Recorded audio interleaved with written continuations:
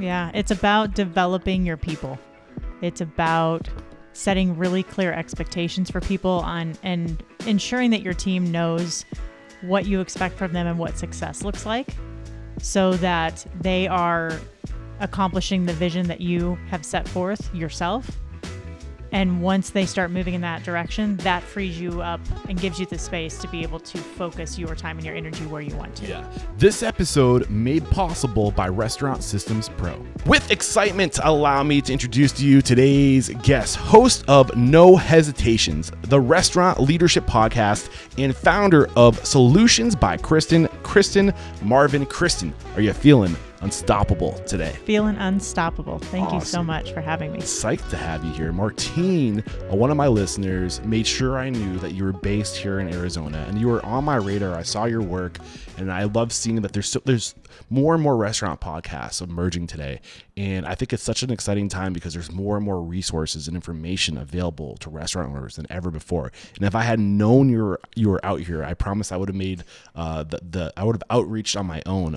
So thank you, Martine, for making sure Christin was on my radar when I was here in Arizona. I can't wait to dive into your story, find out who you are, how you got to where you are today. But let's get that motivational, inspirational ball rolling with a success quote or mantra. What do you got for us? Slow down to speed up. Ooh, slow down to speed up. That one rings real near and dear to my heart right now. Dive into why you chose that one. You bet. So I am a hyperachiever. I have been in the restaurant business for over 20 years. I love moving fast. I love high volume. I love making lists. I love crossing things off the list. I've seen the even lists. more. I've got lists all over my house. Welcome to my home, by the way. Like I think I love counted that you're 3 here. or 4 whiteboards in the 30 minutes I've been here. Yep, I get that dopamine rush every time. But every time I cross something off. But I move very quickly, and I've realized that impacts the level of quality of my work. And then I get frustrated because the quality is not where I want it to be. So it's this vicious cycle. So I've had to work really hard and be really intentional about slowing down and taking times and looking at data and looking at what I'm doing and how I'm doing things and making sure that it speaks to my bigger vision of what I'm doing. And that just means that I have to slow down and take a beat and reflect. And how does this apply to restaurant owners? It's the same thing, right? Yeah. They are managing so many different things, right? As a podcaster and a business owner, and you've got a tiny team of people, right? Yeah. Just similar to a restaurant owner, you've got so many things to manage. You've got to be the expert in HR and payroll and operations and, marketing and all of these different aspects, right? When at the end of the day, what you want to do is serve amazing food and beverage to people. And so they move 1,000,000 miles an hour, which is where I learned this from, right? And why I think I've been able to be successful as an entrepreneur so far. But restaurant owners don't take a lot of time to slow down and really dig into the data and the analytics and think about what's working and then pivot as they need to. Right. Sometimes they work in their business, not on it. Well, yeah, you're trapped head down doing the thing you love, whether that is serving people, training your staff, developing leaders, or being in the kitchen, doing your craft, your art, and it's so much work just to do that. Yeah, 100%. We're just trying to be the best at that sometimes all the other little satellite things can like spin away from us. It's mentally and physically draining, right? So who has the time or the energy to sit down? When I was in restaurants and when I would sit down and look at something or try to read a book, I would immediately fall asleep. So how do you get to the point where you can take your eye off the thing that you got into this industry for, to divert your attention to those ancillary satellite type things? As a restaurant owner or as an entrepreneur? As a restaurant owner. Yeah, it's about developing your people. It's about setting really clear expectations for people and ensuring that your team knows what you expect from them and what success looks like, so that they are accomplishing the vision that you have set forth yourself.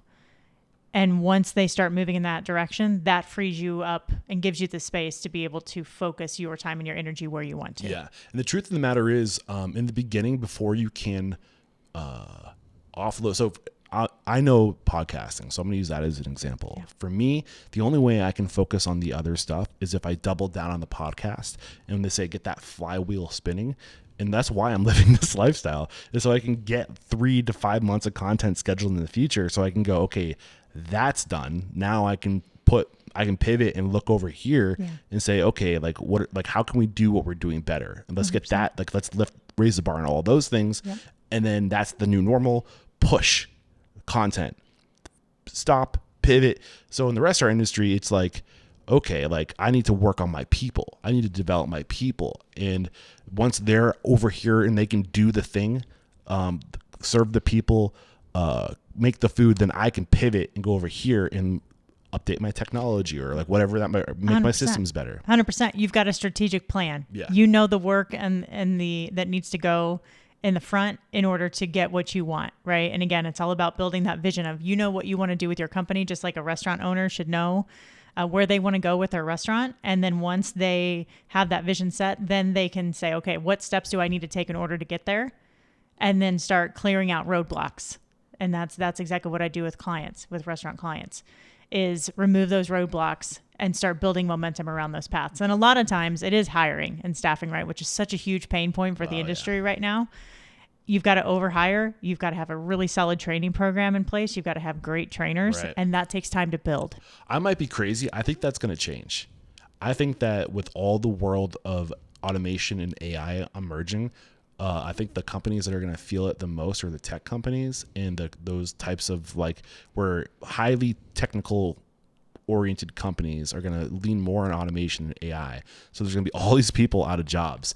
And the one, I think in my mind, the one industry that relies so much on the human factor is hospitality. So I think more and more people are going to be leaving those jobs to become to this job. Do you think I'm crazy? Am I just hopeful? I agree with you that a lot of people are leaving tech. They have been for the last year or two, right? Tech is a very high turnover industry from what I've experienced and what I've heard. Soul sucking. I love that we're both like non-tech nerds sitting here talking about this right now. But it does speak to the fact that there are more and more people coming into the restaurant industry right now that don't have experience. And people for years a lot of people have looked at the industry as not a career path. And this is just a stepping stone or something that I'm going to do to make some money on the side until I can find the next big thing in tech or whatever industry, right? And I'm really working to change that. Yeah. It is a career. It is a beautiful place. The lessons that you learn in hospitality, you can take with you to any industry. But we're aligned. Yeah, great. But people coming into the industry with no experience just puts more pressure on the owners to have great training and to get that learning curve up as quick as they can. And until they get there, restaurant owners are in their business picking up shifts, which a lot of them are doing right now, especially in the independent space. And I think this is how the restaurant industry is going to change the world, because we are literally going to be forced to transform employees to give them skills. They usually come straight to us out of high school or college. They don't have a lot of these skills. And if we can set that bar high out of the gates, it's going to raise the bar in the world. We're getting a little ahead of ourselves right now. I'm loving this out of the gates. This is a great way to start off, but bring us to where it makes sense, the beginning of your story.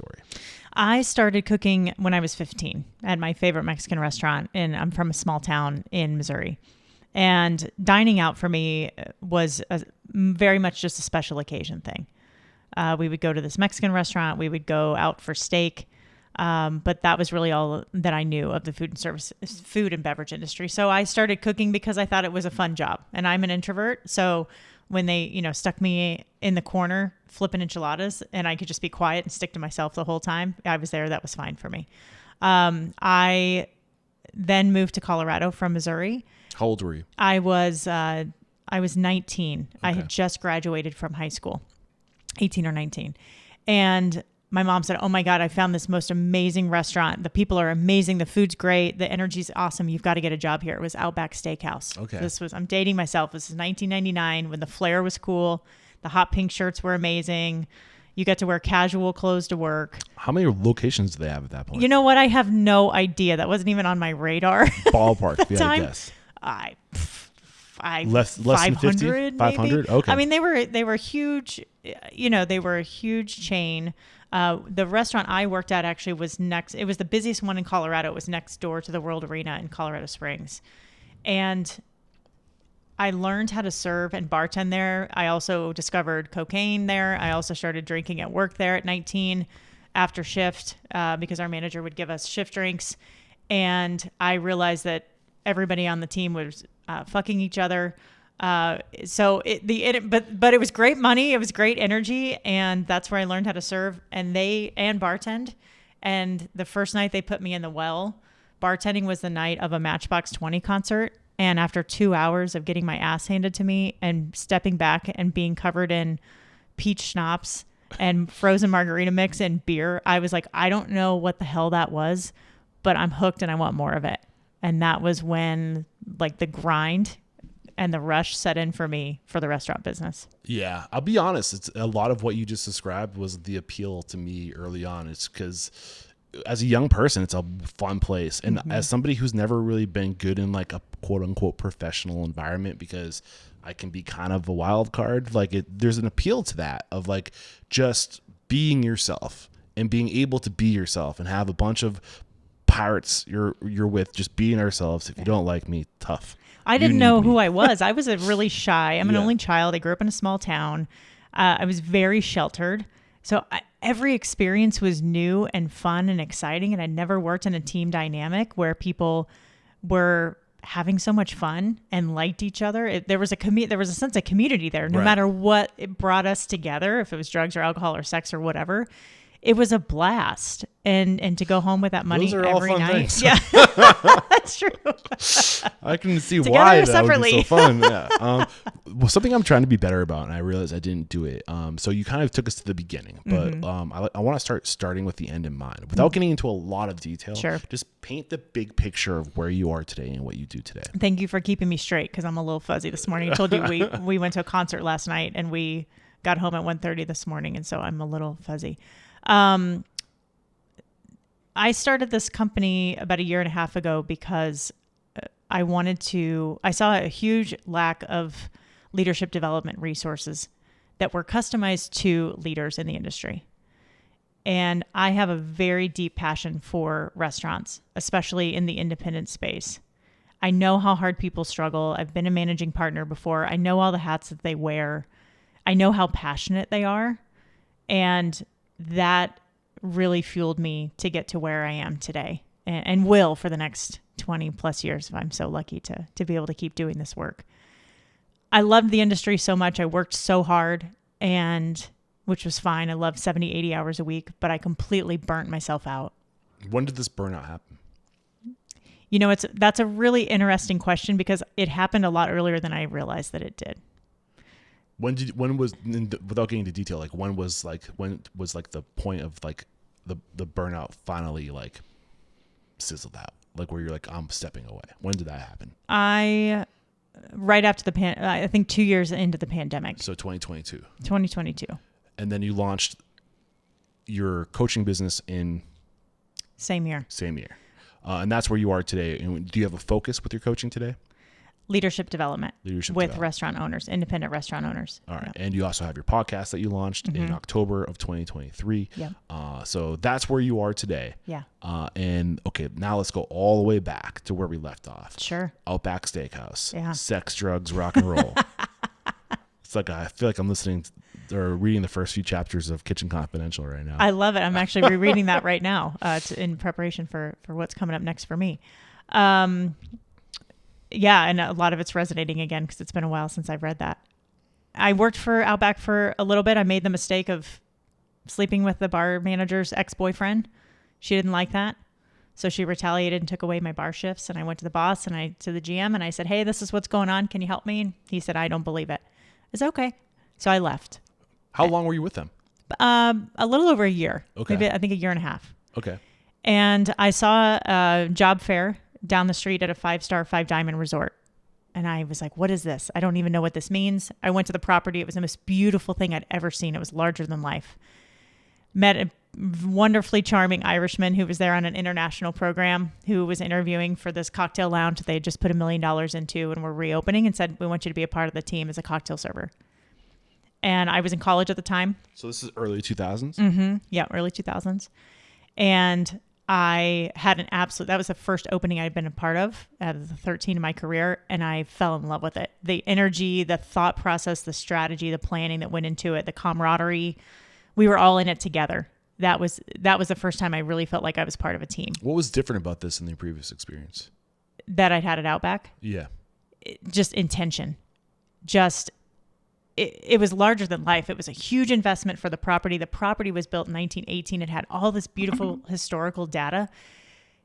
There was a great story behind that bar of the hoteliers from all across the nation that had come there when the when the hotel opened in 1918. The level of support, the enthusiasm, the excitement. It was like a rebirth of that space. How did they deliver and make the intention known? Through training. What did that look like? It was classroom style training. It was hands-on training. We were dressed in our uniforms in the space, telling the story of the bar, telling the story of the hotel, going on tours of the hotel together, tasting the food. What was the intention of the bar? Yeah. To celebrate all the hoteliers that had come to the space when the bar opened. Okay. So wait, so to celebrate all the hoteliers that came to the bar when the bar opened. So that was the intention, was about all these hotel people. Yeah. And how did that, why was that exciting for you? It was, I had never been a part of something big like that. I think that was the first time I really learned the impact of storytelling, and I was completely bought in. I knew that this was something, it was a new experience for me, but it was going to be a brand new experience for every single guest that entered that hotel. And they had really high expectations. And we were set out to deliver a guest experience that was unlike anything else anybody had seen before. And that was really, I'm a hyperachiever, a straight A student. I'm very driven. I want to be the best in everything that I do. And drinking. And I was the best at drinking for a long time until I wasn't. And that was just another experience for me that I could add to my resume that felt really great. How long were you here? I was at the hotel for 5 years. Oh, wow. So I graduated from college. I started looking for jobs. In my field of marketing, I found jobs that were paying $20,000 to $30,000 a year, and I was making a ton of money at the hotel. So I went to the food and beverage operator and I said, I want to get into management. How do I do this? And he said, well, you got to take our training course. I said, okay, sign me up. I went to the course. I got my binder. I said, okay, I'm ready to be a GM. Where do I go? And what'd you go to school for? Marketing. Okay. Yeah. Great skill to have as somebody who get into this industry. I feel like restaurant people really struggle in that vertical. Well, it was, but gosh, so much has changed. I mean, social media wasn't even a thing when I was around, right? So the foundations and the fundamentals of marketing are still there for sure. So you're in college from 01 to like 05? I graduated in 05. 05, got it. And you were with this hotel the whole time. Mm-hmm. So why did you leave the hotel? I had the wonderful opportunity to open a fine dining concept called Summit. Okay. And where was this, in Denver? It was in the hotel. Okay. So they had, after they did the expansion of the hotel bar, they did a huge expansion, added a convention center in. And part of that was opening a $6 million fine dining restaurant. Wow. And we'd hired Jacques Pepin's son-in-law to be the chef. We had hired a Michelin chef later. We hired a mentor, or one of my mentors from Union Square Cafe that worked with Danny Meyer. His name was Michael. We hired mixologists, Steve Olson and Andy Seymour out of New York to design our cocktail program. And we had a world-class wine list. And I worked there for a year. Again, a beautiful opening experience. My GM, unfortunately, had to move back to the East Coast after about a year of working together. What was your title? I was the AGM. AGM, okay. Yeah. And so I think I was 24, 25 years old at the time. My GM left and said, I've put your name in the hat for the position. And I stepped back and said, okay, great. I'm going to get it. I just knew that I was going to get the position, and I didn't get it. Ooh. And I was fucking crushed. Did they ever tell you why you didn't get it? So I did not interview for the position. I wish now in hindsight, I would have raised my hand and said, hey, I'm really interested. I want to interview for this. Right before lineup one day, our food and beverage director came over and said, we've decided to hire or transfer over a GM. He's going to start in 15 minutes, and we're going to announce it at lineup in front of the staff. And you were expecting to say, hey, you got the job. I'm going to announce it in 15 I didn't minutes. even see it coming. Oh, really? I was How did that make blinded. you feel? You said you were devastated, but what were you feeling? Like? I immediately was let down, but I also don't dwell. I'm not the type of person that dwells on motion very, very long. So I immediately flipped it around and said, okay, I think I can do this. But you never put your own name into the hat. You didn't. just knew that somebody else did. I leaned on, yep. I trusted my GM completely and still do. Just a wonderful, wonderful human. I knew he had my back. I knew he was advocating for me. Yeah. Okay. We went to lineup and the new GM was announced and the food and beverage director mispronounced my name when he was thanking me for all the hard work that I'd put into the hotel over the last 5 years. Was it Christine by any chance? Or was it your last name? It was Christine. Oh, okay. And that was the nail in the coffin for me. Yeah. So I went home and asked Tyler, who was working for Southern Wine and Spirits at the time, if he could transfer to Denver, if he could apply for a transfer. And there happened to be the perfect territory open. And I think timing is everything. And I gave my notice and went and met with the president of the hotel and said, thank you so much for 5 years. He said 5 years is incredible, and moved on to Denver. I have to interrupt today's episode to let you know that Restaurant Unstoppable and Restaurant Systems Pro are taking their relationship to the next level. CEO of Restaurant Systems Pro, Fred Langley, is making himself available once a week in Restaurant Unstoppable Network to answer all of your questions. Here's the thing, I don't want to be a coach, I don't want to be a consultant, but I know the best in the industry, and Fred Langley is the best. He has consistently taken his clients and increased their profit by 10%, and he can help you do the same thing. All you gotta do is click the link below and join a live session in Facebook. Awesome. And what happened when you landed in Denver? So I joined 2 weeks before a restaurant opening. I found a job posting for a general manager on Craigslist for a beautiful Italian restaurant that was going to open in Larimer Square. That was part of a local independent restaurant group. It was an expansion project with Bonanno Concepts. They had a fine dining French and fine dining Italian concept. This was going to be their first casual, and it was a big space. We had about 200 seats. And you were with them for about 5 years. Yeah, 5 years. 2007 to 2012. Yeah, 5 years is kind of my mark. Frank Bonanno was a past guest on the show. Oh, great. Yeah, I think I had him on. It was one of my early ones, so warning. Yeah, 10 years. I love it. Yeah. The podcast has changed a lot since then. But what was it like? So how is this different for you? When you joined, were you a general manager, AGM? Yeah, okay. I was the GM. This was my shot. Got it. This was my baby. This was opening a concept, which I knew that I loved to do. I knew the energy. I knew the systems that we could put in a casual restaurant. Yeah. Was that hard for you to go from, super fine dining summit restaurant, $6 million concept to casual? No. Because I wanted to put... Yeah, the Outback background. Totally. You could sit down with guests. They encouraged it, which was so awkward at the time for me. Anyway, I wanted to infuse fine dining into casual service. All those steps, all that attention to detail, all that planning, all that education around the food, the beverage component of it, everything that I learned at Summit, I wanted to take. And the Bonanno group and all the owners that were involved in that concept were on board with that. And I wanted to take us to a national level. I really wanted us to get some good press. And they were all about that too. Oh, sure. Yeah. Yeah. So what were the challenges as a first-time manager? Or general manager, I should say. I think... there were so many, there were times I was too close to my staff. I partied with the staff, all those mistakes, those rookie mistakes that you make. When did that come back to bite you? I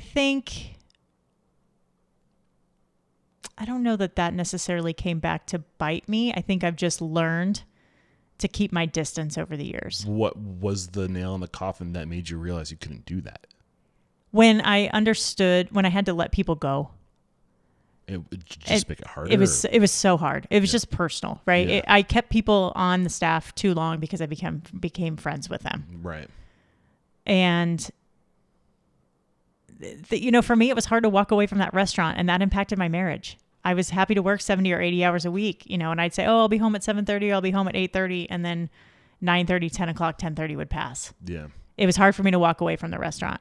It was so busy, and I loved the team so much, and we all worked so hard for each other. It was one of the most amazing groups of people I've ever worked with, and I'm so proud to stay connected with some of them today. Were you with that same concept for the 5 years? No, so I was there a little over a year, and then I raised my hand and said, I want more with the company. I want to grow. We had giant aspirations to open more and more and more different concepts, and that sounded really exciting to me. And I wanted to be a restaurant owner by the time I was 30. Okay. I wanted to be a GM at 24. I actually was the GM of the cocktail bar for a hot second at the Broadmoor, so I'd achieved that. But before I went over to Summit, I wanted to be a restaurant owner by 30. That was my goal. At this point in 2007, you were 26? 25. 25. Yeah. So you had 5 years. You had 5 years to become an owner, and you were there for 5 years. And I'm assuming, wait, where were you? So you were a managing partner in one of the Bonanno restaurants. Yeah. Am I saying his name right? I always feel like Bonanno. Yeah, Bonanno, you got okay. it. Yeah. I remember when I had him on the show, I was like, Bonanno. Yeah. And I was like, I could tell he was pissed. I was like, sorry, bro. Anyway, so what were the first year you're working at this restaurant, you're the GM, you identified that one of the challenges, the struggle was being too close to your employees, too friendly with them. What was the next challenge for you, the next struggle? Figuring out how to move into a new role with no expectations of what the role really was. I really made it on my own. When I said I wanted to grow with a company, we kind of put our heads together and went, okay, there's a need for events, there's a need for HR, there's a need for opening new concepts and training and development. And I just went after every problem I could find. Which one of those appealed the most to you? The leadership piece. The training and development?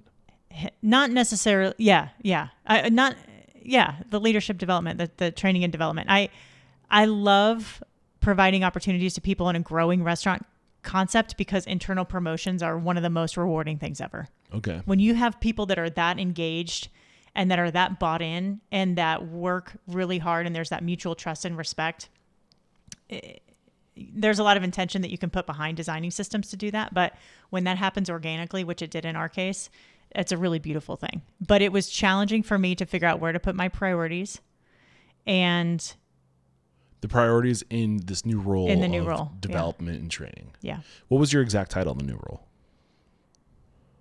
It eventually became managing partner, but I don't think I had a title for a long time. And I will say, transitioning into overseeing not just Osteria, but the other restaurants in the concept, I didn't have a thoughtful plan of how to transition into those.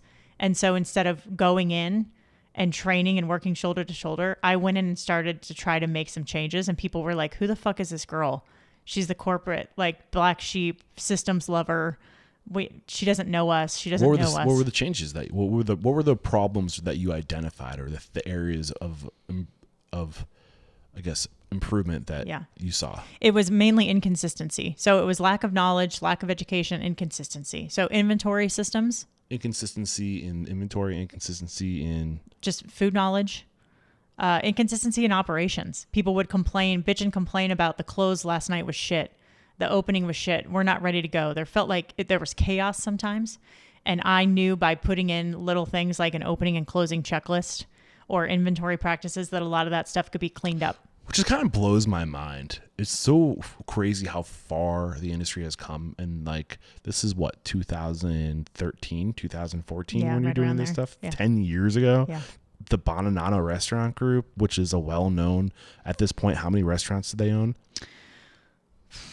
We went from 3 to 7 when I was there over the 5 years. And then you're now in your second year there, right? Mm-hmm. A year with the first casual restaurant, then you leave to go, you wanted something different. Yeah. So in your second year, how many restaurants do they have? 3 going on 4 or 5 in that ballpark? Yep. It just blows my mind that like 10 years ago, a restaurant group like that didn't have opening and closing checklists. Well, I think, I don't think it's uncommon today. And the beautiful thing about fine dining restaurants that are only open for dinner only is it's one team. And so a lot of times it's one team. These concepts were closed 2 days a week, right? So your team was all full time. So there was consistency in that. But I just saw a need when new people came in. It was kind of like, they didn't know what to do, right? And that was really hard because as we were growing as a company, we were sharing employees a lot and we were creating a development path for people to say, you're going to start at the casual place, you're going to work really hard, you're going to prove yourself, and then you're going to be promoted to one of the fine dining establishments.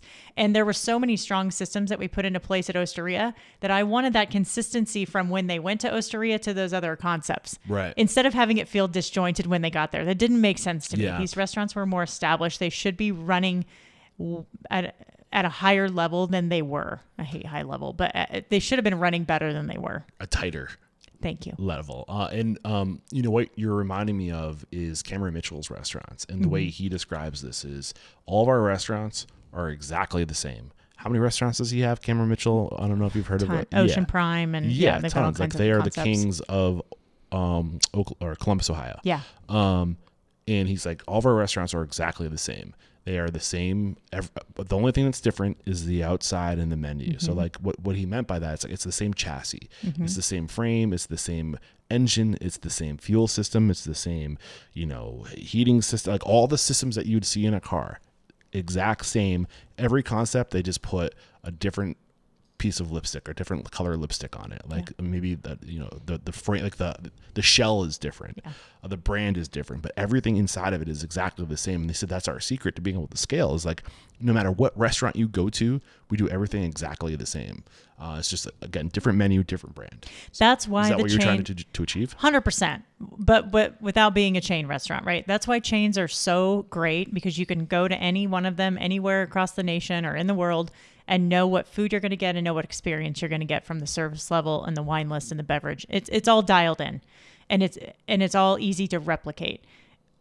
I wanted that same experience for us, and chains have their systems in place, and they've got all these departments, they've got all this money to be so good at every single aspect of execution, which is why they put so much pressure and why they're such tough competitors for the independent restaurant space. And I had seen the systems work at the Broadmoor, and I'd seen them work in Osteria with high volume, with us doing 600 covers a night on Fridays and Saturdays, and saw that there was room for opportunity in those other restaurants. And as we continued to grow, I'd had my arms wrapped around all those systems. So those were going to be present in the newer concepts. And I didn't want this divide to happen between, you've got the old legacy ones that are, doing whatever. And then you've got these new ones that are much tighter. Again, I wanted community and unity within the entire group. So when you came in and you started making these changes, you said that there was a lot of resistance. People were like, who is this lady coming in here telling us what to do? How did you overcome that? Hard work, relationship building, manager meetings, communication. It took time. I had to really figure out how to pick my battles and say, you know what, like this isn't important to them right now. I need to let it go. Or I'd have to really double down and explain the why and show them. How did the resistance manifest?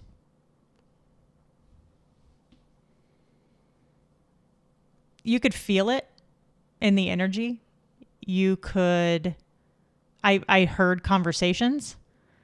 There were, because I was new to the organization, some of the leaders in those established restaurants would go to the owners and say, we don't need this. And then the owners would come back to me and just say, like, back down. How'd that make you feel when you're trying to make the business better and you see this resistance? Unsupported. I mean, I felt like a lone wolf, again, like the black sheep coming in, wanting to make these changes. And, could I have rallied more people around me? Sure. Did I try and not get any support around some certain things? Sure.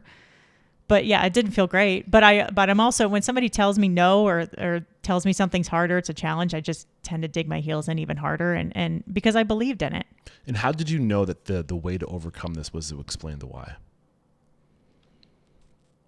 I didn't know it at the time. I actually learned that skill later in my career. I think if I'm passionate about something, then I'm going to fight for what I believe in and advocate for myself. And I was doing a lot of that at the time. Yeah. Were you successful at implementing these systems, or was it there was too much resistance at this time? Some things, but I think we continue to expand quickly. And so my focus got pulled away from those more established restaurants and shifted to the new ones, which is what I loved to do. Why did my energy focus shift? Well, yeah. So I guess let's wrap this. Was there a tipping point before we get into the next point of evolution for you? Yeah. Was there a tipping point for you that you clearly could see when things started to change in terms of people adopting your systems? It wasn't necessarily about systems. It was when we had invested in our newest concept and it started to fail. And the feedback that we were giving to the main owners, because I was a managing partner and had a very small percentage of ownership in the company, when when the operations team and I saw opportunities to make the guest experience better and to listen to the guests that were coming in the door and pass along that feedback, and it fell on deaf ears and we were getting ignored and the business continued to fail, I knew that I had lost my voice and I was out. Okay. And this is when you left the Bonanno Group. Bonanno Group. Yeah. Bonanno Group. Why am I struggling with that so much? A lot of ends. I know. Bonanno Group. Did I say right that time? You Sorry, Frank. So you left this restaurant, the Oysteria. Mm-hmm. You went to go open new concepts. Mm-hmm. You were able to negotiate equity in the business. Mm-hmm. Any advice on how to do that? Read the fine print on your partnership agreement so that you know all the outcomes. Understand and have a conversation with the potential owners or the potential partners around what partnership actually means. Figure out what you want out of partnership and then make sure that your partners are aligned on that. Did you do all this? Nope. Okay. Didn't do any of it. Did it come back to bite you? Yeah. I think I had a different expectation of partnership than the partners did. I thought what was your expectation? That I had a voice in the say of the company. And when did you realize you didn't? When they weren't taking the feedback that the guests were giving? 100%. Yeah. When I felt like I was saying the same thing over and over and over again. What was that feedback? That the menu was too expensive and that people didn't want a la carte pricing. They wanted composed dishes at a cheaper price in a family-forward neighborhood. What was the type of restaurant? It was casual French, but a little bit more upscale. So the food was more upscale, but the environment was duck casual. au l'orange, but then you'd pay for a salad, a separate cost, and then you'd pay for your potato at a separate cost, or you pay for your vegetable at a separate cost. People didn't want that. Okay. It was an up and coming neighborhood in Denver, where you could still buy a home for $250,000 or $300,000. Those same homes now are $700,000 or $800,000. Wow. It wasn't the neighborhood wasn't there yet. Got it. So you chose to leave. Did you slow down at all, or did you just go right into the next job? No, I just went right in. I tend to give a month notice when I transition into a new job, and I've never really taken the time to slow down until later in life. Did you get a cash out from your equity in the business, or no? No. We were lucky enough through our CFO at the time to ask for our investment back, and was able to get that paid out over the next year. So what is the model that you learned through being able to come in as a partner? Like, I think I like to share these models because I think more people would offer equity in the business if they knew how to go about doing it. Yeah. Like, what does that even look like? What's a fair amount? Like, how did they do it? I don't know if it was, I wouldn't say that there was a model. Maybe I think the model was based, if there was a model, it was based off of loyalty. We're going to give you a little bit of the piece of the company, and we're going to show you that we're loyal, and in exchange, we want you to be loyal. There was never a... But you put money down. Yeah. So not a lot, but yeah. I think having some type of at least 5 years, mm-hmm. Tenure, or maybe 2 or 3 years, but you're an all-star, and we see your talent and you're a perfect culture fit, and you've proven yourself to us. Yeah. And then get the EBITDA of the business. What is the value of this business? Yeah. Right. And then, okay, if you want to be a partner, you have to invest at least 1% of the value of the business. Yeah. And I think the cool thing about that is a lot of young kids, I call them kids, but young adults, 20-something-year-olds, if it's a $2 million business, they can come up with $20,000. Yeah. Yeah. Is that the right math? Yeah. So that's within reach, and it's a start. Yeah. Yeah. And then you just keep on buying more and more equity in the business as you scale, and then eventually, you have something. Yeah. But when you actually have skin in the game, yeah, you treat it different. Did you treat it different? 100%. When, they say sales cure all, right? And when sales were down, this was the first time I'd experienced this in my career. I couldn't sleep at night. Yeah. I took ownership over everything, every person, every decision, every bad complaint that came in. I tended to focus more on the negative than the positive back then, and saw more opportunities to grow. And it doesn't matter. It didn't matter for me if I had 1% in the game or 100% in the game. I had ownership, and that's how I thought. Mm. Was it harder for you to show up to something that you didn't necessarily have control over the vision of? For me, I feel like it would be hard to show up and treat it like I owned it, even if I did have stake in it, if I wasn't a part of the vision of it. Yeah. That's ultimately why I left. I could not show up and be authentic and walk into that restaurant and give the energy that I had given before. I just didn't believe in it anymore. So you left. What were you like? What were you feeling? Take us to where you were emotionally at this point before you chose the next path. Pissed off, defeated, really disappointed. I'd never wanted to be part of a failing restaurant. I never even thought that was something that was in my vocabulary. And the restaurant hung on for a little bit and then closed its doors. But there were a lot of great things that I had accomplished and we had accomplished as a team within that organization, but nobody wants to walk away like that. Yeah. So you walk away. How long were you unemployed before you started your next thing? Oh, maybe a week or two. Yeah. Well, like take us to that point. Like you walk away, like where's your mind in terms of like, where am I going next? Just brand new chapter, fresh, clean start, eyes wide open, all in on the next chapter. I really didn't interview or spend a lot of time looking for a job. I hadn't gone through the process of updating my resume. That's not really how I looked for positions. I reached out to two brothers. It's my personal goal to never have to develop a resume. Somebody asked me to update it last week just for a side project I was going to do. And I wanted to throw up. I was like, I haven't looked at this thing in a long time. My goal is to never go on another job interview ever again. I tell my clients that too. It's all about your network and start reaching out and establish, especially in this business, right? Just start having conversations. Right. So anyway, I had reached out to two brothers that had started Snooze A.M. Eatery that I had known and done some community work with, and just said, hey, are there any opportunities? Can we have a conversation? Where was Snooze at this point? This is 2012. Yeah, so they had opened in 2006. They started in downtown Denver. One location. They had, when I joined, they had 6 locations. There was 5, and they were still locally owned. So 5 in Denver, 1 in San Diego. 1 to 6 locations in 6 years. Sorry, there was 5 in Denver, you said? Yeah. In Colorado. 1 in Fort Collins, 1 in Boulder, Denver. There was a few in Denver, and then 1 in San Diego. 1 in San Diego. Get that math out. Interesting. Do you agree with that form of growth? Or that approach to growth? I didn't know why they were doing it at the time. Growing? Scaling? Yeah. Why? Why do you say that? I didn't know that they... Oh, you didn't know that they were scaling? No. So you just thought there was that one location? Yeah, after I left, I just wanted to go... After I left the Bonanno Group, I said, you know what? I want to be a GM because I feel like there's some opportunities for me to grow and be a better leader. And I want to be home with my husband every night. Where did you think you needed to be a better leader? Professionalism with the staff. It was a new concept for me. There had been conversations when I interviewed with Snooze about, what would be better for you, a regional role or a GM role, because they were just getting ready to promote their first GM into regional. And I said, I don't know that I want to come in at that high level again as a regional type, like I did when I transitioned from Osteria. I wanted to come in and learn the culture first, get my foot in the door, and then see if I knew it was a company. Well, I shouldn't say that.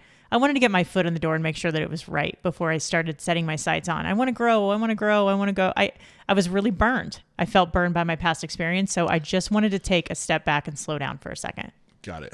In terms of professionalism, what does that mean to you? Just not drinking with the staff, just being healthier, being, again, like balancing, shifting that time and energy that I was spending at work and putting it into my marriage.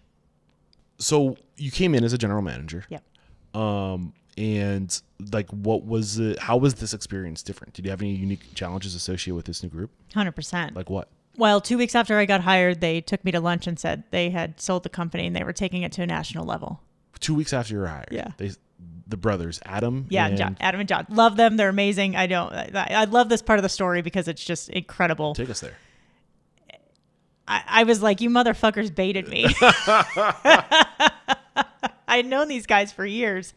They're so kind. They're so hospitable. They're so smart about business. I wanted to be a part of that.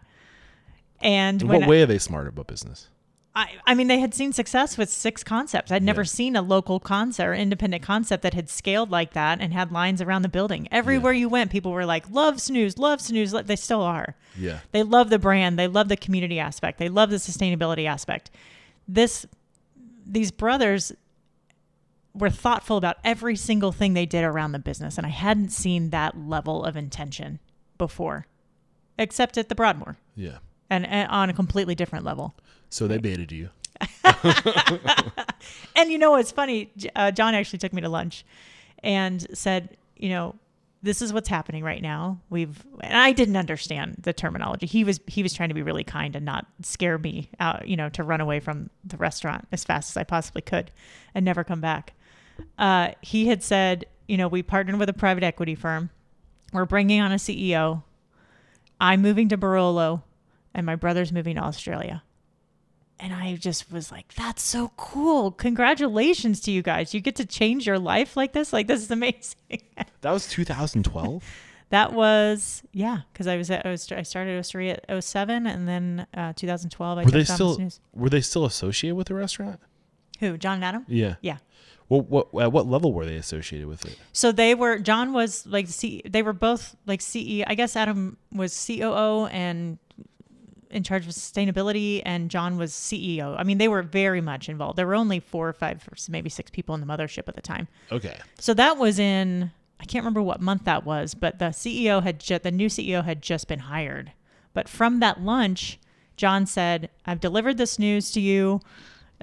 Now we're going to walk across the street into a PR firm where all the other general managers who were partners at the time. In 6 locations. Yeah, we're all sitting.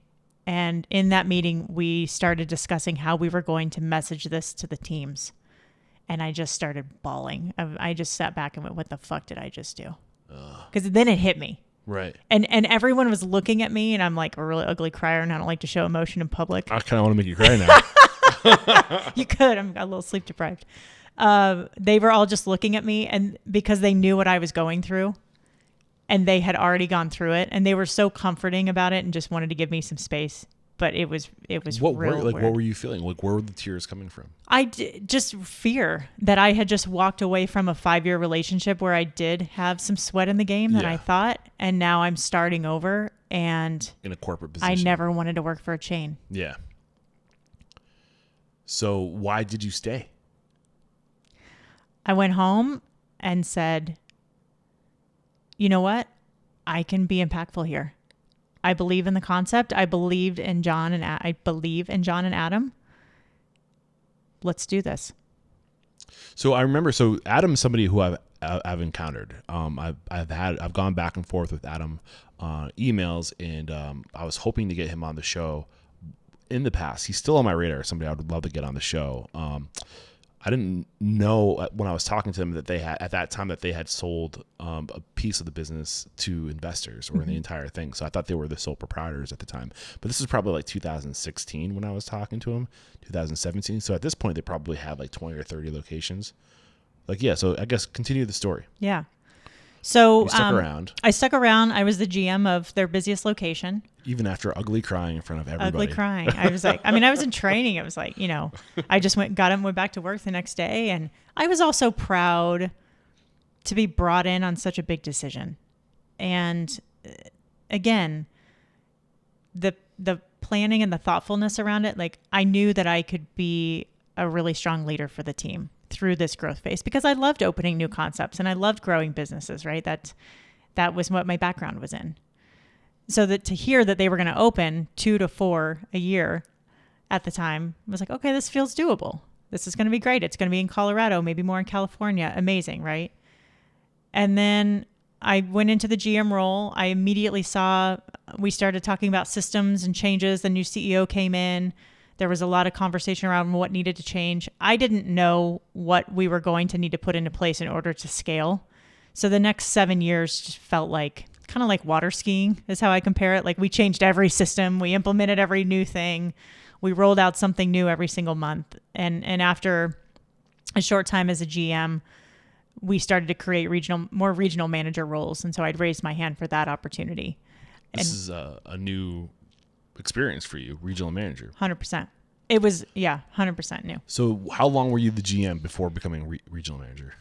Let's see. I was with the company 7 years. I was a regional for 3. So I was GM at that one location. Does that add up right? couple of years. So I was at Seven Co for a year, maybe 2 years, and then we opened Union Station, and I was the GM there. And then I morphed into a regional GM role before I eventually became a regional and had 6 locations. Okay. What were the major changes after having this investing firm come in?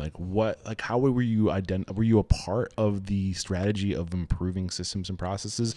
Or were you more about just executing what they told you to do? In the beginning, larger voice in what systems needed to be put into place. And then as we continue to grow and just build, and I think this is just what happens, right? Again, this is my only experience with this. But as our mothership team continued to grow from 6 to 20 to 30 to 40, we brought in more and more specialized people and brought in more tech. And so the shift focused to where we didn't have as much of a voice of what needed to happen in the business just because we didn't know. Right. We didn't have the experience. You're hiring specialized people to 100%. And then it just became, okay, all these systems are going to be brought in and built for you. And then we're going to train you. And then you're going to train the teams on how to do it. I have to interrupt today's episode to let you know that Restaurant Unstoppable and Restaurant Systems Pro are taking their relationship to the next level. CEO of Restaurant Systems Pro, Fred Langley, is making himself available once a week in Restaurant Unstoppable Network to answer all of your questions. Here's the thing, I don't want to be a coach, I don't want to be a consultant, but I know the best in the industry, and Fred Langley is the best. He has consistently taken his clients and increased their profit by 10%, and he can help you do the same thing. All you gotta do is click the link below and join a live session in Facebook. Okay, what were the systems and why did they choose those systems? I'm just curious. Well, a lot of the restaurants were on a wait every day. We were using pen and paper for that. So we went to tech. We brought on an app. Was it No Wait? Yes. Yelp No Wait? Yes. Got it. And then we went to another one after that, which I can't remember off the top of my head. Was it Talk? Right? No. It might come to me later. Okay. Scheduling platform came in. Hot Schedules came in. Everybody was doing Excel or doing their own thing at the time. Our accounting system switched out from RSI to Compete, which was a mountainous learning curve for a lot of us, actual versus theoretical. The language was changing too, right? It's like, what the fuck is actual versus theoretical? What the fuck is actual versus theoretical? What is throughput? What you're actually selling versus theoretically what you're selling, right? So avocados, for example, you actually sold 45 out of your restaurant, but theoretically, according to your sales and your POS, you sold 25. So where are those missing avocados? Got it. So that's So why are those numbers important? You've got to know where your pain points are. You've got to know where your loss is. You've got to know how to, when you start scaling like that and private equity comes in, you got to pay them back, right? Yeah. So basically back. what happens is it raises red flags. Yeah. Something's off here. 100%. So when you have the inventory, when you're doing costing cards, when you're tracking everything, and you start saying, well, we sold this many, but the system is saying we bought this many, or we should have sold this many, but we actually sold this many. Like, where the hell is the gap? Right. So it like what gets measured gets minded. It brings attention to things. So it forces you to go, we got to fix this problem until we close the gap. 100%. The goal is to have the gap between actual and theoretical as close as possible. So the tech in every aspect, scheduling, training, wait list, management, gosh, there was so much. You said throughput. What do you mean by throughput? How quickly food is moving through the kitchen, and volume. Volume, and at what consistency. We tightened up recipes. We changed so many systems. This is how success by 1,000 cuts happens. Yeah. It's like literally like you're just like every little detail you have to measure it because you'll never know. So it's way too much to just look at and pay attention to. You need the data to back up those decisions, and the data will tell you where you can do things better. 100%. And you have to have a team in order to do that, right? That's really difficult for independent restaurant owners to do if they're operating by themselves or they have one other person. So, we because we were a growth-minded company, meaning that we invested heavily in the people before the restaurants were even open and established, we were able to identify all those red flags and fix them, which helped us just be more profitable and be able to scale on a quicker level. So you focused on the people first before the systems because? Well, for example, we would hire a regional manager for a region before restaurant one was even open in that market. And that helped the regional recruit, build community, be immersed into our culture because they would come into another existing market and do training. Yeah. I think this is where people, did I cut you short? Nope. I think this is where people struggle. They have this growth mindset. And I like to say two things determine growth: people and cash flow.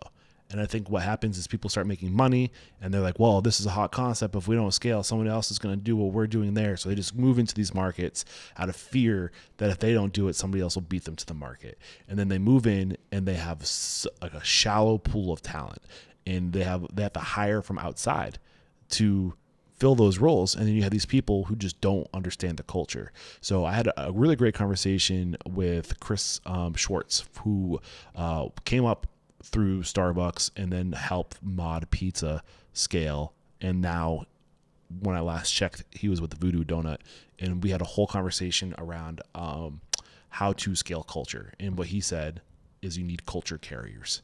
And so I think that's what I'm hearing from you. 100%. At Snooze, culture is everything. They are very much a people-forward company.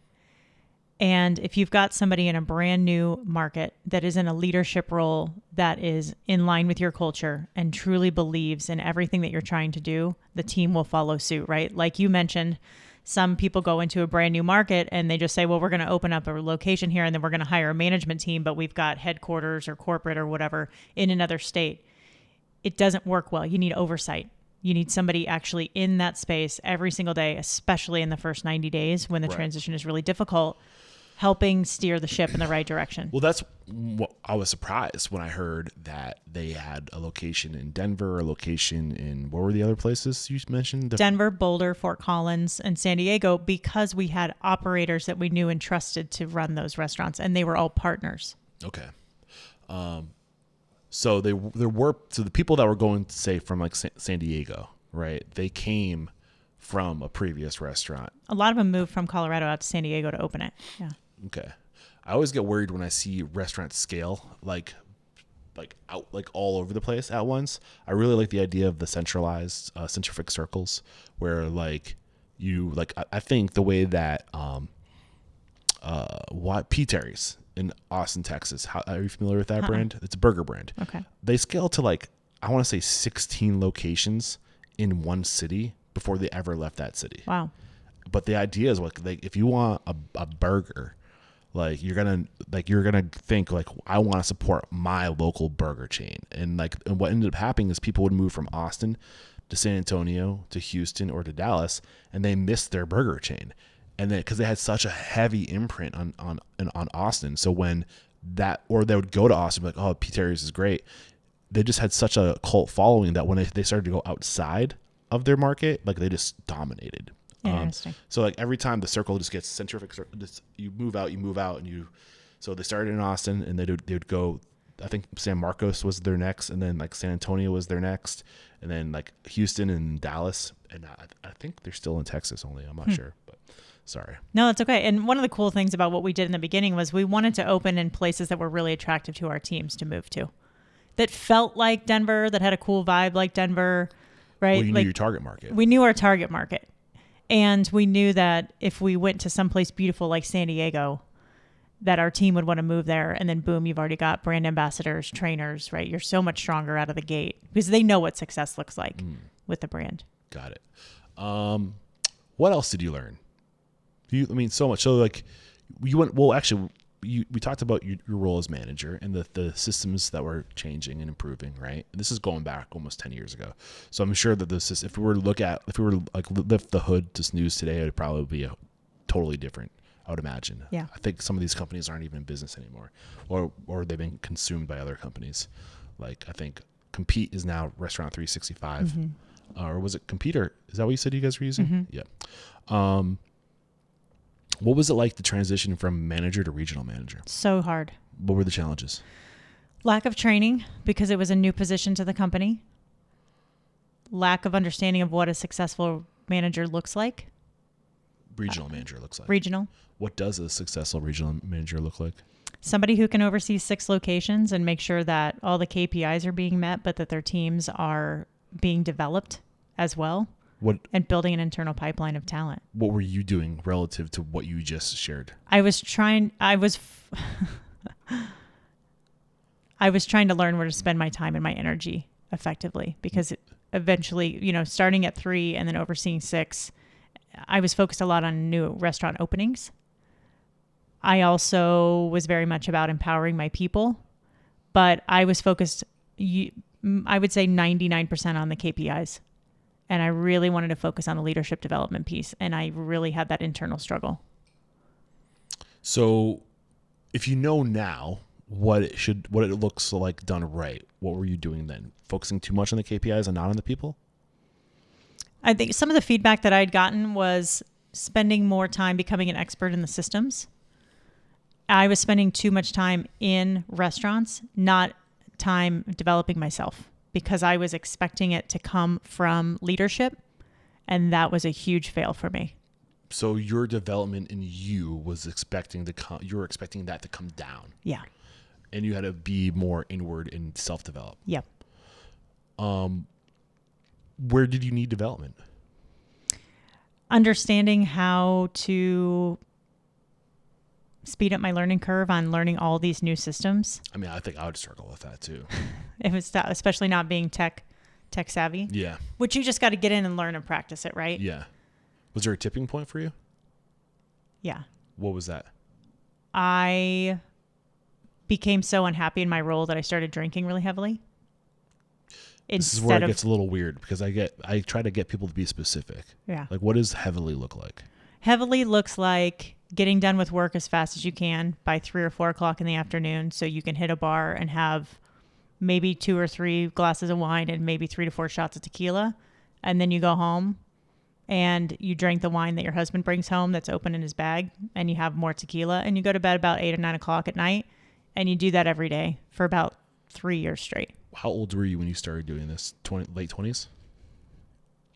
No, I mean, this was 2012, man, I'm really bad with dates. Well, I'm just trying to get an idea. Like, I work really well with numbers in terms of like timeline, at least. So if you were there from 2000, let's put it this way. I quit drinking 3 years ago in September. Okay. And I was drinking pretty heavily, I would say, for 4 to 5 years. Okay. Before that. So 8 years ago. So I feel like we can just talk about it, because I mean, we're kind of jumping ahead a little.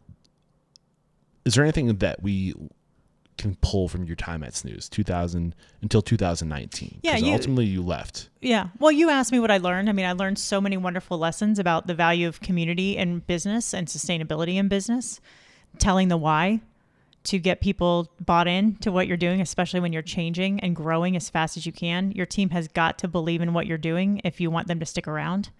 I also really learned that when you have an independent concept that goes from locally owned to private equity money coming in, it's really difficult for those existing managers to transition as quickly as you need them to and adapt to all those new systems and change their mindset that this level of change is going to be like this forever. Right. And I feel like, I don't know, going down a little bit of a rabbit hole right now. I think we live in a time where if Moore's law is true, are you familiar with Moore's law? It's the law that technology it improves exponentially. So, basically, as we move into the future, technology is increasingly getting better and better at an exponential rate. And I think we're reaching this point where it's starting to outpace the human ability to keep up, like just mentally. Like, we are creatures of habit.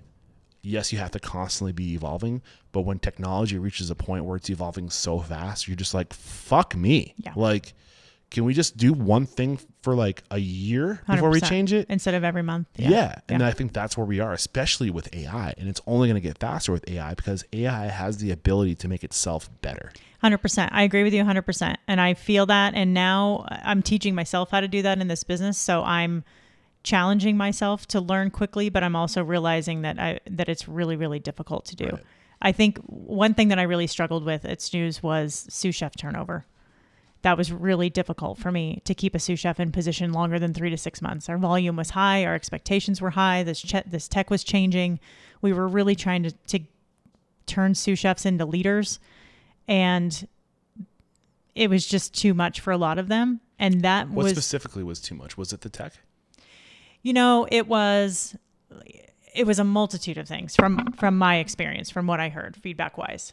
Lack of pay, hours were too long, 10, 12-hour days, depending on the volume. The volume was insane. It was difficult to find kitchen staff like it is now. We weren't paying as competitively in some markets as we needed to. And the job was just too hard. We really tried to lay out the expectations of all the things that you had to manage. But again, learning all that tech and trying to learn how to be a leader and covering stations and keeping up with the volume with a big menu that's all from scratch. Being a short order breakfast cook is not easy. Yeah, it's tough. It's not easy. Yeah. That's the world I grew up in. Mm-hmm. My dad was, breakfast. He was the cook at a breakfast restaurant. That's a lot of, eggs are not the easiest things to manage on a grill. They're beautiful, and there's 10,000 ways to cook them. Yeah, it's not the easiest. Like if you want to become a world-class line cook, go work at a breakfast restaurant that does 100%, high volume. 100%. Yeah, you can work anywhere. Yeah, for sure. It's not easy. So now you're just trying to learn that menu, learn the skill of actually executing the menu, and then on top of that, all the technology and the systems and the processes, and you're not getting paid as much as some other places. Yeah, I mean, you can't run a restaurant without people, and I couldn't solve the people problem in the turnover, and that was obviously clogging up all the tech learning and all the development, right? And at that point, when I had continued to express, I'm having a really hard time here, I need help, and the response I got from my boss at the time was, I don't want to hear about this anymore. That's when I started to really, there were some warning signs that had happened before that I wasn't trusting that leader at the time, which was really a hard thing for me because I started to isolate and pull away. But when conversations like that would come up, I would immediately shut down and say, you know what, I'm not being supported in this role. So I went home and I drank, or I turned it off as fast as I could. I didn't want to dwell on it. I didn't want to stress. I was losing my confidence. I felt like I was failing as a leader. I felt like I was failing my teams.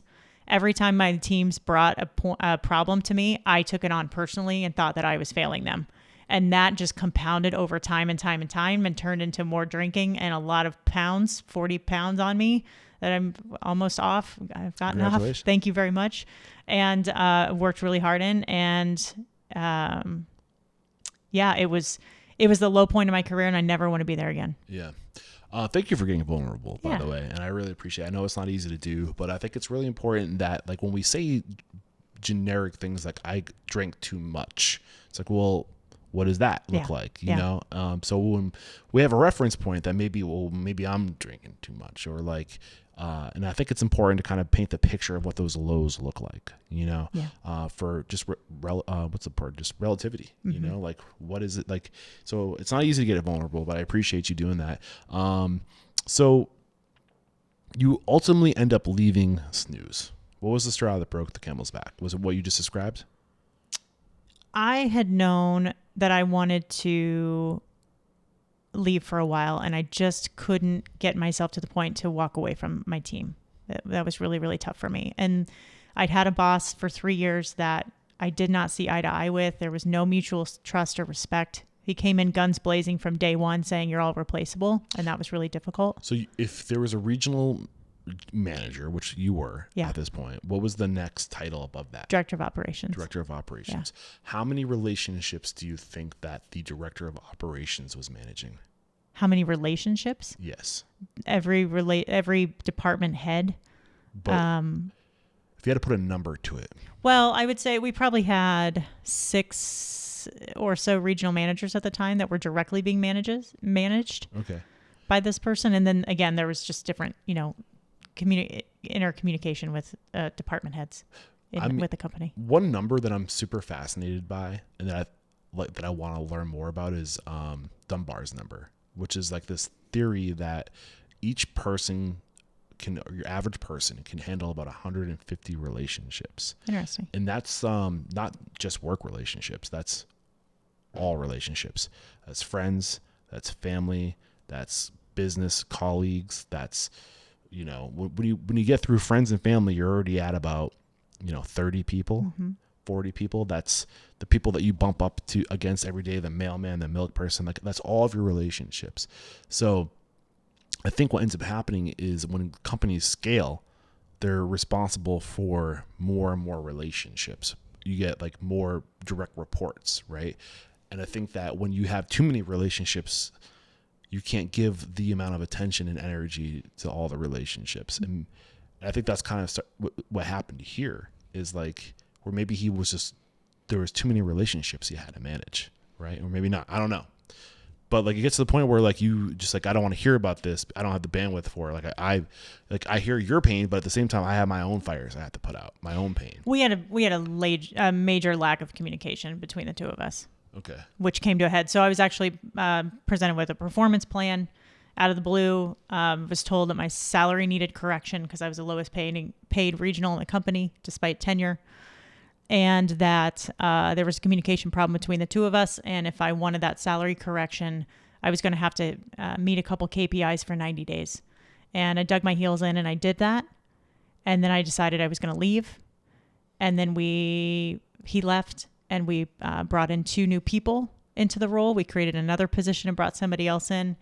And unfortunately, I was not ready to go from a leadership style that I'd had to one that was hard to say because I love this person. She's amazing, but the style was very much about micromanaging. And I was at a point where my confidence was completely in the toilet. I was questioning everything I was doing anyway. And when you're in a role of being micromanaged, it like makes my heart speed up right now. It felt like I was walking on eggshells and I was continuing to question everything. And I was like, I can't do this anymore. Yeah. Thank you. So again, thank you for the vulnerability. I know it's hard. You I push. I'm a tough one. You're really, really good at this. I like to really dig and I like to get to the core of things. I've been told it's like therapy. I appreciate it. I don't mean to give my guests anxiety attacks either. So no, we can backpedal. It's healthy. It's healthy to get through it. I appreciate it. Thank you for the compliment. You bet. So, okay. I think so 2019, you hit your breaking point. I think you brought us to that breaking point. Yeah. You decide to try something different. Mm-hmm. Sweet Cow Sweet Cow ice cream. Yep. That's 2019 to 2022, just before you go off and do your own thing. Yep. What was this a different experience for you? How was this? 100%. So again, like I did before, reached out to the owners, said, hey, are you growing? What's going on? And they immediately picked up the phone and said, we want you to meet the entire leadership team within a week. We are expanding. We want to grow from 6 to 20 locations, but keep it local, keep it in Colorado. And I thought, oh man, this is great. This is what I wanted potentially with Snooze in the beginning, right? This is my chance to do it again, to do it differently this time, and to invest in culture and leadership development within the state. This is going to be beautiful. 6 weeks of training, fully empowering leadership team, supportive, intelligent, incredible, adaptable, flexible. I mean, everything you could want. Right. And most incredible team, passionate, caring, compassionate, all the things. Went through 6 weeks of training, able to design my training program, do things differently, transition in well, have one-on-ones with the managers. I was all into it. And then the fucking pandemic hit. Oh, the fucking pandemic. Forgot about that. I was like, this sounds awesome. I'm so sick of what went wrong? I'm so sick of talking about it, but it's just a big part of who we all are now, and then a shared experience for all of us, which is cool. Usually when we get to this point of the conversation, okay, let's fast forward 3 years. 100%. Yeah, 100%. So anyway, I think I realized because we had incorporated so many wonderful things and we're really innovative and adaptive and able to keep the business really successful and still open one additional location. I was doing the exact same thing every single day, trying to find staff, managing call-outs. It was like the sous chef turnover just the volume, that dial had just been turned up to 10. And I was like, I can't do the same thing. There's no creativity anymore. There's no leadership development because we're not growing right now. Yeah, because there's nobody to be grown. The drinking thing had really hit a high. My husband, unfortunately, had a seizure the morning we got back from our trip to Mexico. Scariest thing I'd ever seen because of alcohol.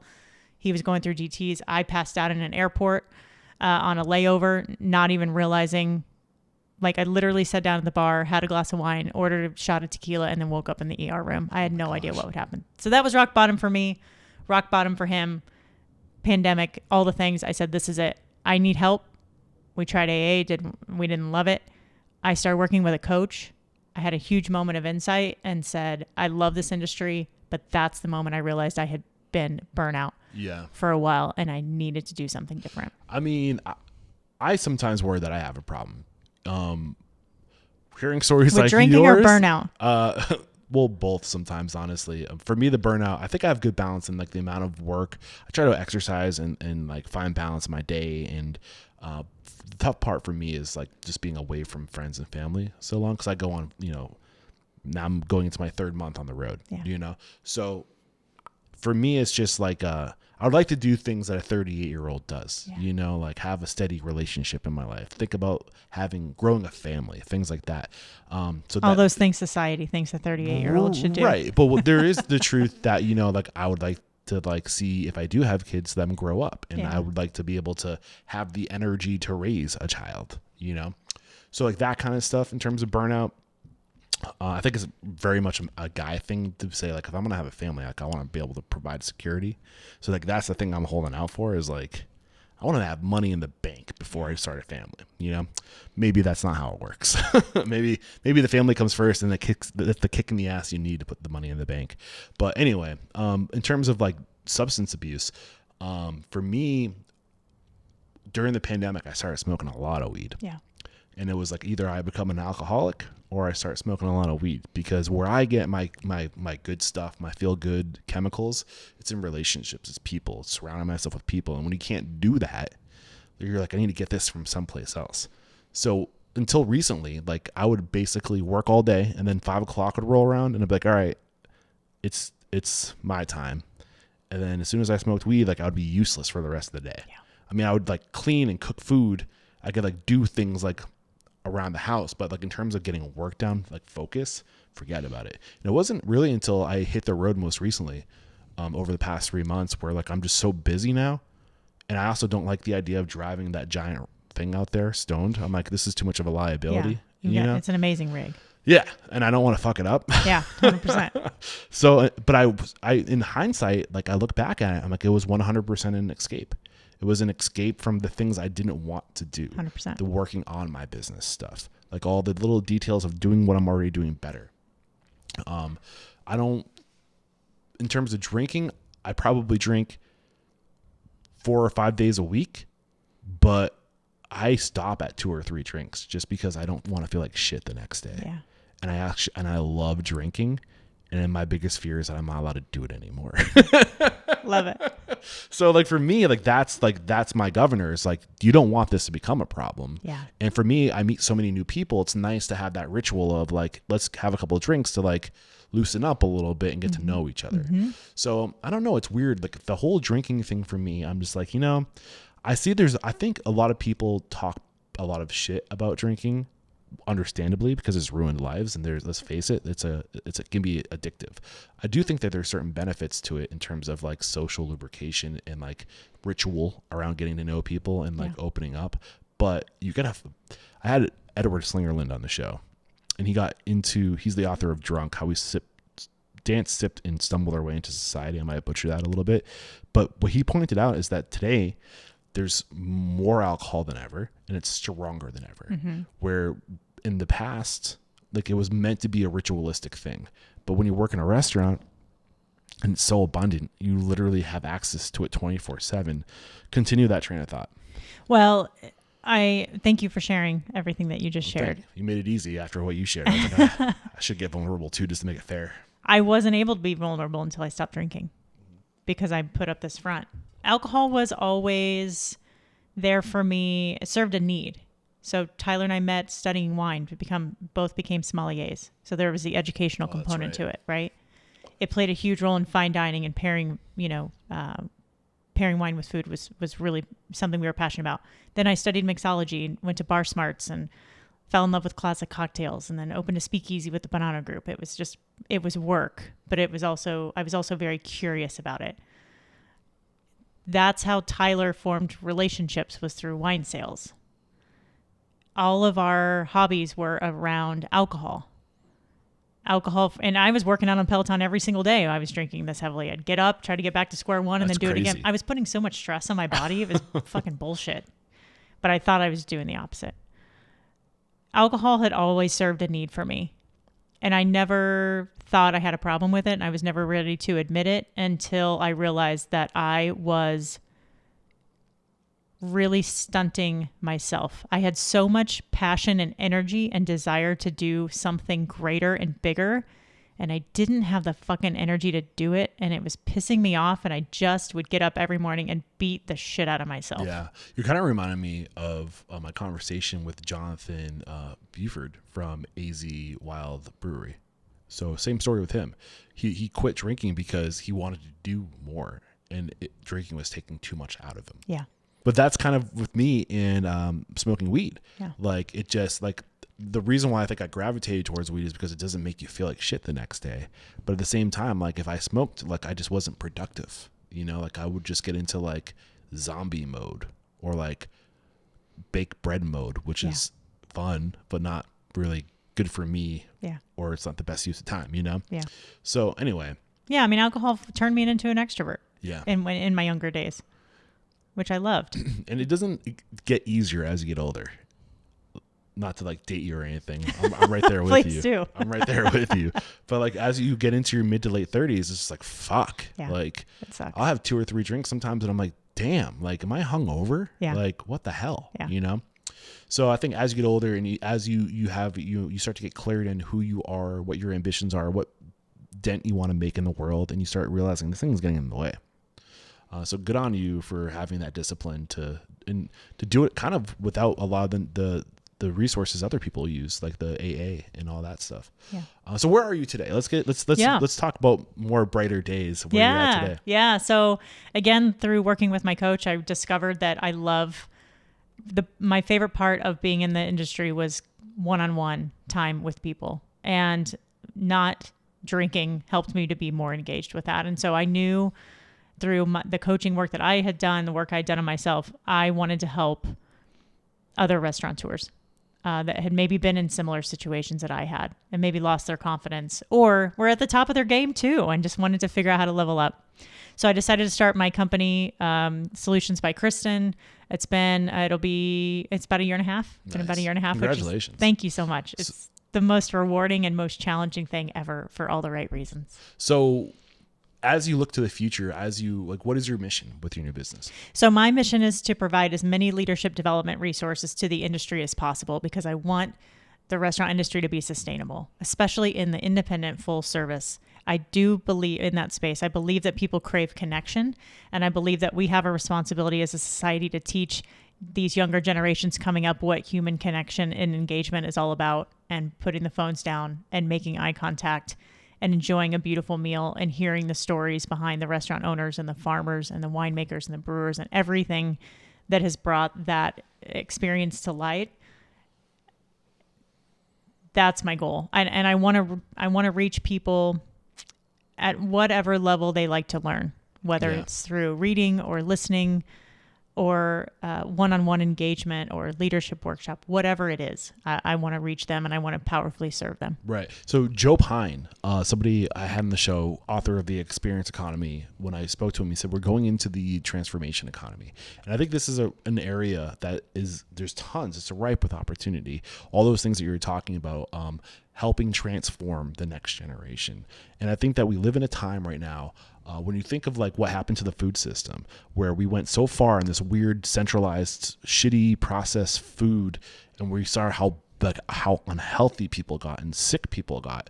And now I think for the first time, you're seeing that there's been a real transformation in society over the past 10 years with people eating much more. You've seen it in the marketplace where there's all these options for healthy food now, and people are really trying to be better about what they put in their food, where they source their food. I think the next evolution is we're starting to realize how unhealthy our brains are. We've taken action to make our physical bodies better, but our mental health is still suffering. Yeah. And I think, why do you think that is? I think that a lot of us have used a lot of vices to cover a lot of things up. And I think that it has not been acceptable in society for a long time to talk about your problems and to bring things up. And my parents are a great example of this, right? And they were both born in the 50s. Especially from the male side of things, you didn't talk about your bad days. You didn't talk about when you were depressed or if you had anxiety or you were stressed out. You were the provider. Right. You were the leader, right? And the women had their responsibilities too. So it's becoming more and more socially acceptable, which I love. I love to talk about mental fitness. I love to talk about positive intelligence. We are smarter at running our businesses and happier when our brains are acting as our friend versus acting as our enemy.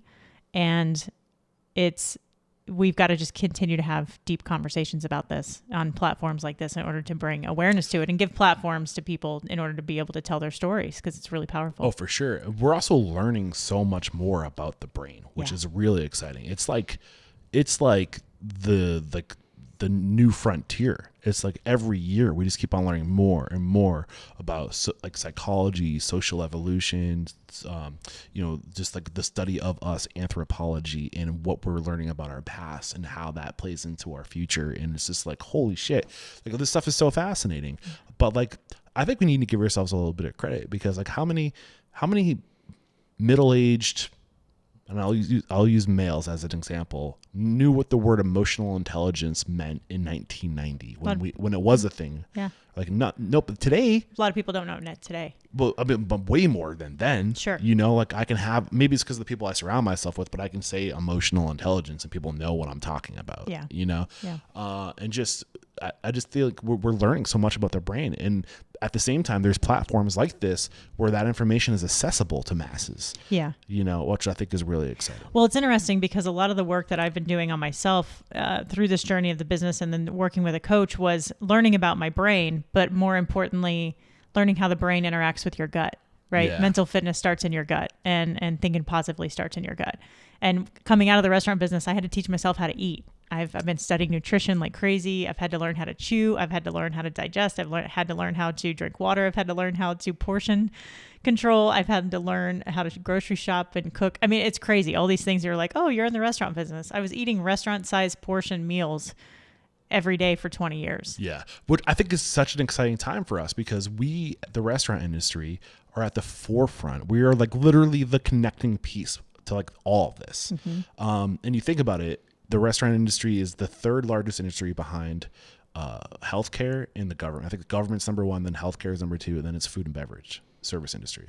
But it's also, I think, taking some of the business from healthcare, because you're starting to see food and health is starting to like, food is as medicine, So I think there's this whole new world in the world of the transformation economy, where these restaurants can start just being these places for people to come together, community around wellness, around educating people on like what you put into your body has a direct, like that's where like you're seeing the most innovative leading restaurateurs focus, is creating community around community around evolution, community around transformation, personal transformation. This is why I think the restaurant industry is going to change the world. Yeah. It's super exciting shit. I love that. I mean, you see concepts like True Food Kitchen. Sam Sam Fox just opened a location here. It's absolutely packed. People have you been there? Yeah, I think I'm just getting a little distracted because I think he sold that to. Oh, he did to like Cheesecake, right? I don't know if Cheesecake. They sold it to somebody. I'm learning so much about that organization because I just recently went deep into a lot of the people that work there. Yeah, and he's from here. Yeah, I don't remember who he sold it to. I think Cheesecake bought Fox Restaurant Concepts. Okay. Sam still works for Fox Restaurant Concepts. He doesn't own any of the assets.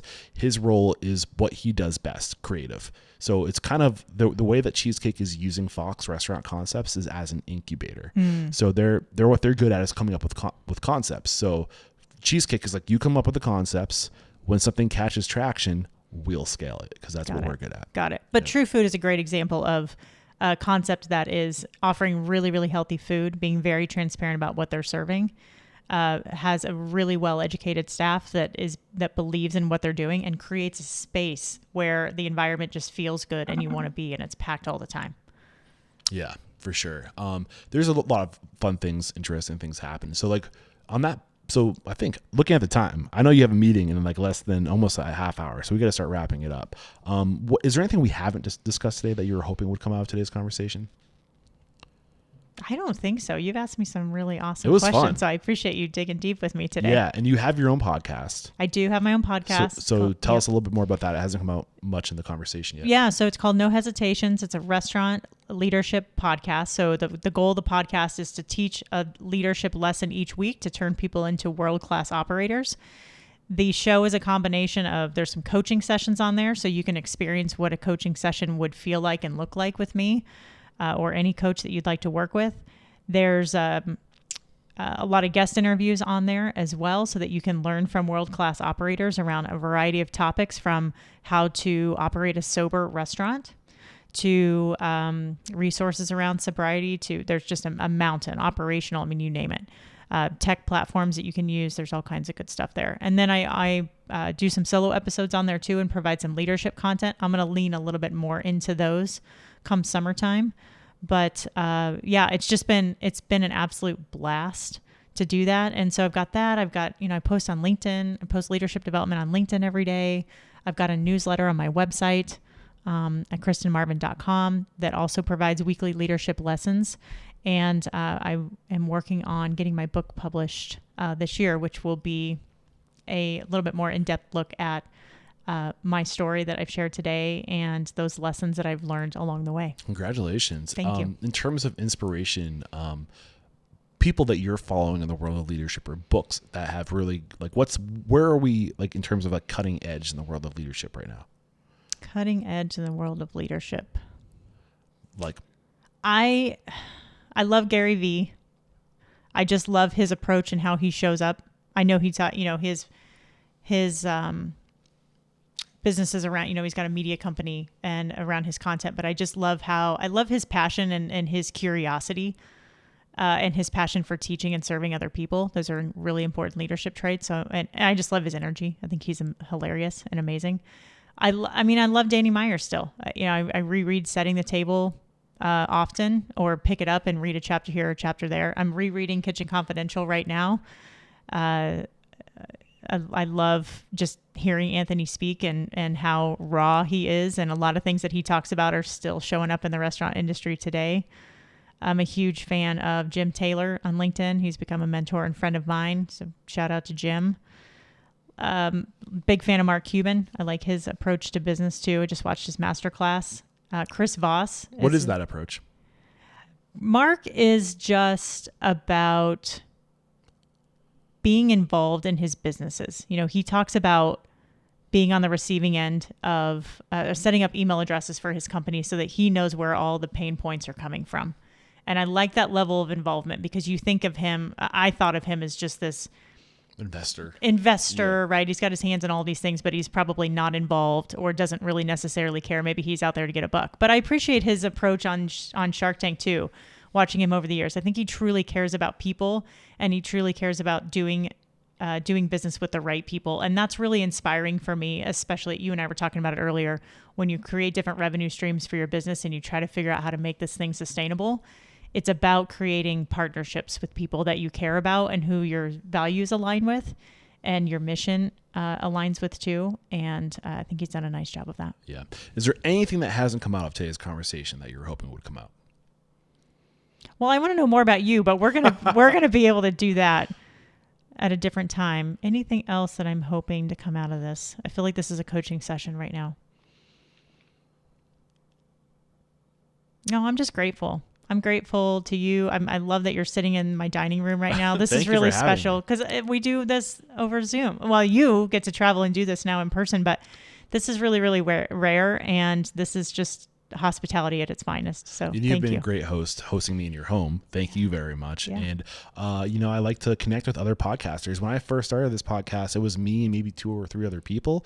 And one of the biggest lessons I've learned studying successful restaurateurs is that we go further together. So I could have been threatened by you when Martine reached out and was like, you should get this other podcaster on the show. Yeah. I think if there's one lesson I've learned from restaurateurs is to embrace competition and choose to not look at it as competition, but collaboration and to support. Like, we all have our unique strengths. Collaboration over competition, yeah, 100%. Sure. So yeah. I like connecting with other podcasters. So this is a real treat for me. Thank you very much. And it's good. We shared information before the recording even started. I'm sure we'll share more information about the industry as we go forward. So absolutely. So let me ask you some final questions before we say goodbye. What is one thing about you, your business, your value, or a process, a system that truly makes you unstoppable? Quarterly business reviews. The mission statement is to change the world by inspiring, empowering, and transforming the industry. How have you personally transformed? I have become more self-aware and recognized moments when I'm moving too fast or things are out of balance. I love it. This is the last question. If you got the news, you'd be leaving this world tomorrow. All the memories of you, your work, and your restaurants would be lost with your departure, with the exception of 3 pieces of wisdom that you could leave behind for the good of humanity and your legacy. What would those 3 pieces of wisdom be?